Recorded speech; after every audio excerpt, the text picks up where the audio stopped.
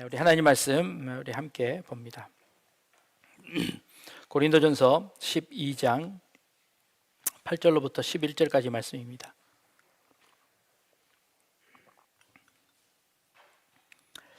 어떤 사람에게는 성령으로 말미암아 지혜의 말씀을, 어떤 사람에게는 같은 성령을 따라 지식의 말씀을,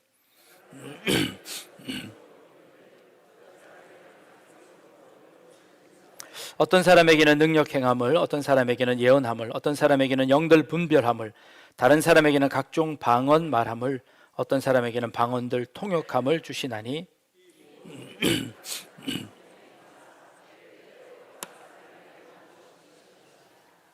아멘. 네, 필요에 의해서, 형편에 의해서 목회자의 이중직이 논의되고 있습니다. 목회만을 하는 것이 아니라 목회와 함께 아울러 여러 가지 직업들을 가지게 되는 그런 일들이 점차 늘어나고 있습니다.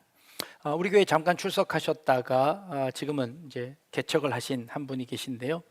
이분은 목회를 하시다가 다른 직업을 가지신 것이 아니라 다른 직업을 가지고 계시다가 목회자가 되신 분입니다. 이제 의사로, 피부과 의사로 병원을 이제 진료를 잘 하고 계시던 분이셨는데 하나님께서 은혜 주셔서 업무를 마치고 야간에 신학교를 다 졸업을 하시고 목사 안수를 받으셨어요. 그리고 이제 교회를 개척하셨습니다. 그래서 주중에는 진료를 보시고 주말에는 목회 일을 하시는 이제 그런 분이 계십니다. 그분과 교제하면서 잠깐 이제 말씀을 나눌 기회가 있었습니다. 그분이 하시는 말씀이, 내가 둘 다 해보니 의사나 목사 중에 어느 게 더 좋으냐고 했더니 의사보다 목사가 훨씬 더 좋다는 겁니다. 그래서 좋은 이유가 무엇이냐라고 여쭤봤더니 그분이 이제 피부과시니까 의사 일을 진료를 하시면 늘 같은 환자들이 온다는 거예요. 특별히 다른 것 없이 피부에 이제 어려움이 있는 분들이 오셔서 늘 같은 진료를 하다 보니 삶이 너무 단조롭다는 거예요. 근데 목회를 하고 보니까 매주일 다른 본문에 또 다른 설교를 창작해서 하는 것이 정말 신선하고 도전이 되고 좋으시다는 거예요. 그래서 이제 의사보다 목사가 더 낫다라고 말씀하시는 겁니다. 사실 목사가 제일 어려운 게 그건데요. 그분은 할 때 그렇게 말씀하셨습니다. 또 다른 한 가지가 더 있는데 그것이 무엇인가 하니 진료를 하다 보면, 의사로서 진료를 하다 보면 병이 빨리 낫지 않거나 차도가 없으면 그분들이 찾아와서 항의를 한다는 거예요. 왜 도대체 병이 안 낫느냐고 좋은 약을 써달라고 이렇게 항의를 하는데, 목사가 되어서 아픈 분들에게 기도해 드렸는데 안 낫는다고 와서 항의하는 사람이 한 사람도 없대요. 그래서 의사보다 목사가 이제 훨씬 더 좋다라고 말씀하시는 겁니다. 근데 뭐 겉으로 말은 안 하셨지만 속으로는 또 다 말씀들 하고 계시죠. 아니, 우리 목사님은 기도해도 병도 안 나, 기적도 안 일어나 라고 생각하실지 모르겠습니다. 그런데 그럴 때에도 목사로서는 대답할 말이 있다는 겁니다. 그게 뭐냐면 내 기도에 능력이 없는 것이 아니라 당신들이 믿음이 없어서 안 낫는 거라고 얘기할 수 있다는 거예요. 그렇죠. 저는 능력이 많은데 열심히 기도하는데 당신들이 믿지 않아서, 믿음이 없어서 안 낫는 것이지 내 문제가 아니라 당신들의 문제입니다 라고 할 말이 있다는 거예요. 그래서 의사보다 목사가 훨씬 더 낫다라는 그런 말씀을 하셨습니다. 성경에 보니까 12년 동안 혈류병을 앓던 한 여인이 있었습니다. 그 여인이 자신이 살고 있는 동네에 예수님께서 지나가신다는 소문을 듣고 그 예수님을 만나보기를 원했습니다. 그런데 사람들이 너무 많아서 도대체 예수님을 만날 수가 없는 거예요. 그래서 예수님이 걸어가시는 그 뒤에 멀찌감치 따라가다가 몰래 예수님 근처로 와서는 예수님의 옷자락을 슬며시 만집니다. 이 여인의 마음은, 내가 예수님에게 부탁은 못하지만 그러나 내가 예수님의 옷자락만 만져도 내 병이 나을 것이라는 그런 믿음이 있어서 슬그머니 가서 예수님의 옷자락을 만진 겁니다. 근데 예수님이 그걸 아셨어요. 그리고는 가시던 걸음을 멈추시고 누가 내 옷자락을 만졌냐고 예수님께서 말씀하시는 겁니다. 제자들이 그럽니다. 예수님, 사람들이 이렇게 많은데 예수님의 옷 지나가다가 스칠 수 있죠? 아니다, 내게서 능력이 나갔다. 그러니 누가 나를 만졌다라고 말씀하시는 겁니다. 그러자 그제서야 이 여인이 어쩔 수 없이 예수님 앞에 나와 자신의 형편을, 자초지정을 이야기한 겁니다. 그랬더니 예수님께서 뭐라고 말씀하셨냐면 이렇게 말씀하십니다. 여인아, 내 믿음이 너를 구원하였다 라고 말씀하셨습니다. 자, 예수님의 말씀이 내 믿음이 너를 구원하였다 라고 하시는 이 말씀은요, 이 여인이 정말 예수님의 옷자락만 만져도 병이 나을 수 있다는 그 믿음이 있었기 때문에 그 믿음에 역사해서 그 여인의 병이 다 나았다는 겁니다. 근데 만약에요, 여러분들이 제 옷자락을 만지면 병이 날까요, 안 날까요?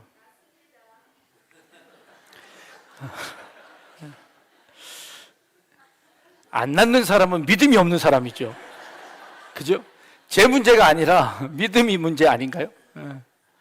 오늘 제가 이제 지나다닐게요. 제가 한번.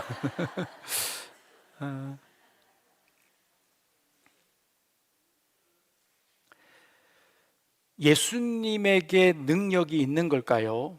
아니면 이 여인의 믿음에 능력이 있는 걸까요? 아무리 믿음이 있더라도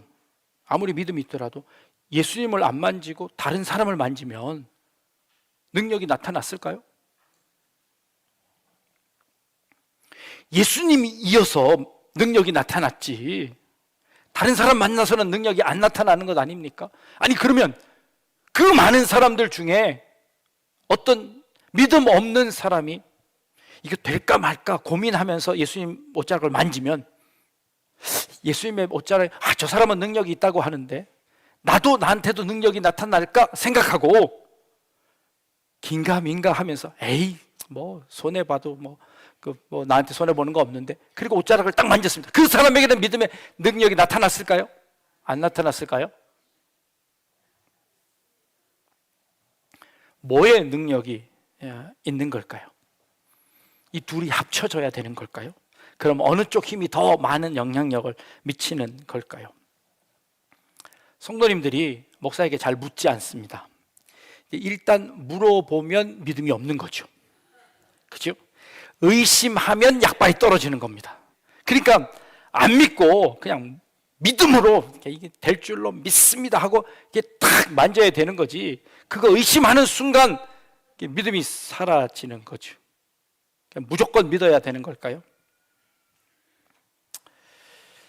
설교할 때 그냥 무조건 아멘 해야 되는 걸까요? 아니면 진짜 그 말이 맞는가 하여 잘 생각해서 아멘을 해야 되는 걸까요? 그러니까 무조건 아멘 해놓고 나면 효과가 있는 걸까요? 효과가 있을지 없을지 잘 모르겠습니다. 이따가 보겠습니다. 한번. 네. 여러분, 플라시보 효과라는 말씀을 아시죠? 이게 맞지 않는 약임에도 불구하고 좋은 약이라고 하고 주면 효과가 있다는 거예요. 이게 비타민인데 이게 배 아픈 사람에게 이게 정말 효과가 있는 약이니까 드셔보십시오 하고 드리면 정말 배가 안 아파지는 거예요. 이게 위약 효과라고 이야기하는 겁니다. 반대로 진짜 좋은 약인데도 이 약이 아무리 좋아도 이 약은 나한테 잘 안 들을 거야 그러면서 먹으면 진짜 안 듣는다는 거예요. 자, 가짜나 진짜나 돌팔이나 아니나 병만 고치면 되는 거 아니에요? 그러니까 비타민이라도 내 병만 다 낫게 되면 그거 괜찮은 것 아닙니까? 라고 생각할 수도 있습니다. 그러나 그랬다가는요 큰일 날 수 있습니다. 그 효과가 계속 나는 걸까요? 아닐 겁니다. 혹 치료 시기를 놓칠 수도 있습니다. 그러니까 잘못된 약을 병 낫는다고 계속해서 복용하는 것은 별로 좋은 일은 아니라는 거죠. 이게 혹시 우리 신앙에도 적용될 수 있을까요? 그냥 무조건 아멘 하면 우리의 삶이 다 형통하게 이루어지는 걸까요? 그냥 물어보지도 않고 믿지도 않고 다 아멘 하면 하나님께서 우리의 삶 가운데 다 채워주시는 걸까요? 신앙도 무조건 아멘 하면 거짓이든 가짜든 상관없이 다 괜찮은 걸까요? 예수님께서 하신 말씀, 내 믿음이 너를 구원하였다라고 하시는 이 말씀이 과연 그런 말씀일까요? 이것과 똑같은 본문이 또 다른 한 곳에 나타나 있습니다. 나병을 앓고 있었던 10명의 환자들이 있었습니다. 이 환자들도 마찬가지로 예수님께서 그 동네를 지나가신다는 소식을 듣고 예수님을 만나러 왔습니다. 그런데 나병을 앓고 있으니 예수님을 직접 다가갈 수 없어서 예수님이 오시는 저 먼 발치에서 큰 소리로 외칩니다. 나사렛 예수여, 우리를 불쌍히 여겨 주십시오 하고 우리를 구원해 주십시오 하고 소리치자 그들을 안타깝게 보셨던 예수님께서 그 10명의 환자들에게 이렇게 말씀하십니다. 너희 몸을 제사장에게 가서 보여라 하고 소리치셨습니다. 그 말은 무슨 뜻이냐면 나병을 앓고 있는 사람들의 진단과 그들이 다 나았다는 것을 확인하는 것은 제사장의 몫이었습니다. 제사장이 보고 너희는 더 이상 이제 환자가 아니니 집으로 돌아가도 된다라고 하는 그 판정을 누가 했냐면 제사장이 했습니다. 그러니 너희들은 얼른 가서 제사장에게 너희 몸을 보이고 집으로 돌아가라 라는 그 말씀은 내가 너희를 고쳐줄 테니까 제사장에게 가라 라는 그런 말씀이셨습니다. 10명의 나병 환자들이 그 예수님의 말씀에 순종해서 제사장을 향하여 뛰어가는 도중에 그들의 병이 진짜 다 나았음을 알게 되었습니다. 근데 그 10명 중에 9명은 너무 기뻐서 제사장에게 급히 달려갔습니다. 그런데 그 중에 한 사람이 달려가다 말고 돌아와서 예수님 앞으로 다시 온 겁니다. 그리고 예수님 앞에 무릎을 꿇고 감사의 표현을 한 겁니다. 그랬더니 예수님께서 그 한 사람에게, 사마리아인이라고 하는 그 한 사람에게 이렇게 묻습니다. 다른 9명은 다 어디 갔느냐? 그들은 병이 낫지 않았느냐? 라고 묻습니다. 아니요, 다 나았습니다. 그들은 제사장에게 달려갔습니다. 근데 너는 그 한 사람만 예수님께 감사를 표현하러 왔습니다. 그때 예수님께서 그 한 사람에게 이렇게 말씀하십니다. 일어나 가라, 내 믿음이 너를 구원하였느니라 라고 말씀하십니다. 자, 믿음으로 구원받은 사람은 10명 다입니다. 아니, 치료받은 사람은 10명 다입니다. 그런데 예수님께서 지금 내 믿음이 너를 구원하였다라고 말씀하신 분은 그 한 사람입니다. 그럼 지금 예수님께서 말씀하신 구원을 받았다고 하는 이 말씀은 어떤 의미일까요? 그 여인은 그 믿음으로 구원받아서 자기의 혈류병이 다 나았습니다. 그러면 믿기만 하면 다 낫는 거라고 우리가 생각할 수 있는데요, 이것은 지금 병은 다 나았는데 이 한 사람만 믿음으로 구원받았다고 예수님이 정의해 주시는 겁니다. 그러면 예수님께서 말씀하신 그 믿음과 그들이 받았던 구원이라는 것은 도대체 뭐기에, 예수님이 선포하신 그 믿음이라는 것은 어떤 의미가 있는 걸까요?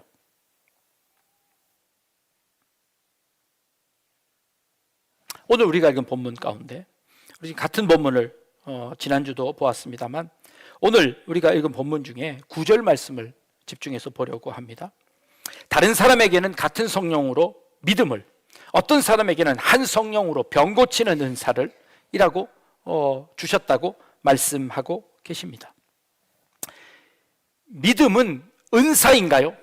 믿음은 선물인가요? 믿음은 우리의 노력 아닌가요? 우리의 공로가 아닌가요? 내가 믿었기 때문에, 내가 의심을 하나도 하지 않고 그 하나님을 믿었기 때문에 내 병이 고쳐진 거 아닌가요? 10명 모두 다 그 병 고침을 받았습니다. 그러나 예수님께서 그 사마리아인 한 사람에게만 내 믿음으로 구원을 얻었다라고 정의해 주셨습니다. 그렇다면 병 고치는 것이 구원이 아니라는 것을 의미하는 것은 아닐까요? 우리는 항상 이렇게 생각합니다. 내 믿음으로 내가 원하는 것이 이루어졌을 때 나는 그 믿음이 있는 사람이 되는 겁니다. 신앙생활을 오래 하셨습니다. 여러분 믿음이 있으신가요? 그러면 여러분이 가지신 그 믿음이라는 것이 도대체 무엇인가요? 여러분들이 기도해서 얻은 것이 많으면 믿음이 좋은 걸까요? 내가 기도했는데 믿음 이루어진 것이 없으면 그것은 내 믿음이 적은 걸까요? 나는 믿음이 있어서 이렇게 구해서 이런 사람이 되었는데 당신은 왜 기도하지 않았습니까? 당신은 왜 믿지 않았습니까? 고린도 교회 안에 이 믿음을 가지고 서로 경쟁합니다. 이 믿음을 가지고 서로 비교합니다. 나는 30년 동안 믿어서 내 믿음은 이만큼이야 라고 내 믿음을 자랑합니다. 믿음은 자랑할 수 있는 게 아니라는 겁니다. 믿음은 하나님께서 우리에게 선물로 주셨습니다. 병 고치는 은사도 하나님께서 똑같이 선물로 주셨습니다. 그것 병이 고쳐졌다고 해서 내 믿음이 좋은 것이고 그것이 내게 능력이 있는 것이 아니라 그것은 선물입니다. 어떤 사람에게는 병 고치는 은혜가 있기도 하고 다른 사람에게는 병 고치지 않아도 믿을 수 있는 믿음을 허락하셨습니다. 병이 고쳐져야만 내가 믿음이 있는 것이 아니라 내가 기도하는 것이 이루어져야만 내가 믿음이 있는 것이 아니라 어떤 사람에게는 같은 성령으로 믿음을 주셨습니다. 그 믿음은 내게 아무 것들이 일어나지 않더라도 믿을 수 있는 그런 믿음입니다. 어떤 이에게는 병 고치는 은사를 주셔서 그것으로 인하여 믿음을 가질 수 있게 하셨습니다. 그래서 그 믿음으로 하나님을 아버지라고 부를 수 있는 그런 사람이 되었습니다. 하나님께서는 한 성령으로 어떤 그 사람의 필요에 따라, 그 사람의 형편에 따라, 그 사람의 조건에 따라 여러 가지 방법들로 그들에게 역사하십니다. 그 한 가지만 아니라 그 모든 것들이 합력하여 선을 이룰 수 있도록, 그것이 하나님의 교회를 이룰 수 있도록 그렇게 하신다고 말씀하시는 겁니다. 최근에 한 조사에서 우리 한국인들의 종교성 의식, 종교적 의식들을 조사한 결과들을 발표했습니다. 우리 대한민국에 사시는 분들 중에 약 40%가 종교를 가지고 있습니다. 이게 놀라운 일인데요. 그러니까 여러 종교들을 다 합쳐도 40%밖에 안 됩니다. 나머지 60%는 어떤 분들이냐면 종교가 없는 분들입니다. 나는 신앙이 없다라고 믿는 사람들이에요. 그러니까 종교가 무종교인들이 훨씬 더 많아진 겁니다. 그런데 재밌는 것은요, 종교가 없다고 해서 신이 없다고 생각하지는 않는답니다. 그들에게 종교가 필요한데 나는 특정 종교를 믿지 않겠다고 하는 것이고, 어떤 신비적인 힘들이 있는데 내가 그것이 무엇인지 알지 못하기 때문에 믿지 못한다는 것이지, 그들에게 종교성이 전혀 없는 것은 아니라는 겁니다. 그들이, 여러분 요즘 그 유원지나 어디를 가시면 가장 많이 볼 수 있는 것이 무엇입니까? 타로 점 치는 데입니다. 심심풀이로 하기도 하고 때로는 그것으로 좋은 말들을 듣기 위해서, 위로를 받기 위해서 그렇게 하는 사람들도 참 많이 있습니다. 우리나라 사람들이 종교성이 없는 게 아니라, 신을 거부하는 것이 아니라 특정 종교를 거부할 뿐이지 그 마음속에 어떤 신비한 존재, 종교성을 늘 가지고 있다는 겁니다. 근데 그것이 누군지를 알지 못할 뿐이라는 겁니다. 그래서 그분들이 누군지를 가르쳐 드리는 것이 우리들의 사명이기도 합니다. 그런데 그분들의 조사 중에 이런 조사가 있었습니다. 종교가 필요한데 왜 필요하냐? 종교의 필요성에 대해서 그들이 이렇게 이야기합니다. 종교가 꼭 필요한데 위안과 위로와 내적 평화와 행복을 위해서 종교를 가진답니다. 종교를 가져야 된답니다. 아니, 가질 수 있답니다. 많은 분들이 교회 오시는 이유 중에 하나가 마음의 평안과 위로를 얻기 위해서 오시는 분들이 있는 줄 압니다. 물론 믿음을 가짐으로 말미암아 부수적으로 그런 효과들이 있음을 인정합니다. 그리고 그것은 우리에게 주시는 은혜이기는 합니다. 그러나 그것이 종교의 목적이지는 않습니다. 하나님을 믿음으로 말미암아 우리 가운데 마음의 평안과 위로가 있을 수 있습니다. 어떤 약을 쓰든 그 약 가운데 이렇게 그런 여러 가지 효과들이 있을 수 있습니다. 그러나 그것이 목표가 아닙니다.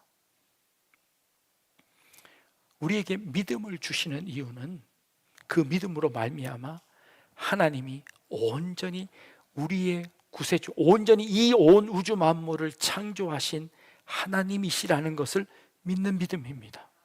그리고 예수 그리스도가 우리의 구세주가 되셔서 우리를 구원해 주신다는 그 믿음입니다. 병 고치는 것, 우리의 마음의 평화가 일어나는 것, 그 나머지 모든 것들은 부수적으로 일어나는 일들입니다. 그것 전에 예수 그리스도가 우리의 구세주라고 믿는 이 믿음이야말로 가장 중요한 우리의 신앙의 목표인 것이죠. 고린도 교회 안에 이 일을 제쳐놓고 우리가 자꾸 부수적인 것들로 인하여 서로 다툼이 일어납니다. 서로 경쟁합니다. 서로 비교합니다. 그리고 혹 자책하기도 하고 혹은 남들 앞에 스스로 자랑하기도 하는 그런 모습을 봅니다. 내 기도가 응답되지 않았다고 해서 내가 믿음이 없는 사람이 아니고 하나님이 날 사랑하지 않는 것 아니고, 그럼에도 불구하고 믿을 수 있는 믿음을 주신 분들도 계시고, 그렇지 않아서 내가 이 병 고치는 은사를 통하여서 혹은 다른 선물을 통하여서 하나님이 참 하나님이시라는 것을 인정하게 하시는 그 하나님의 은혜가 그 교회 가운데 있었다는 것이죠. 그 성도들 가운데 있었다는 것입니다. 우리 약대중앙교회 안에도 한 성령께서 우리 여러분들의 각자의 모습에 따라 하나님께서 역사하실 줄로 믿습니다. 한 성령께서 어떤 분에게는 믿음을, 어떤 분에게는 병 고치는 은사를, 어떤 분에게는 또 다른 은사를 선물로 주심으로 말미암아 우리가 하나님 떠나지 아니하고 하나님 곁에서 하나님을 나의 아버지라고 모시며 그 아버지로 섬기고 살아갈 수 있는 믿음을 허락하셨음을 믿습니다. 그래서 우리는 그것을 하나님의 은혜라고 하는 겁니다. 내게 주신 이 믿음마저도 나의 수고, 나의 노력이 아니라 하나님의 은혜입니다. 내게 일어난 이 모든 것이, 때로는 그것이 고난일지라도, 때로는 그것이 어려움일지라도, 때로는 그것이 내가 원하는 것이 아닐지라도 그것은 나에게 은혜이고 하나님께서 내게 베푸신 선물임을 깨닫는 것, 이것이야말로 참된 믿음이라고 말씀하시는 겁니다. 그런 믿음을 가진 우리 약대중앙교회 모든 성도님들 되실 수 있기를 주님의 이름으로 축복합니다. 기도하겠습니다.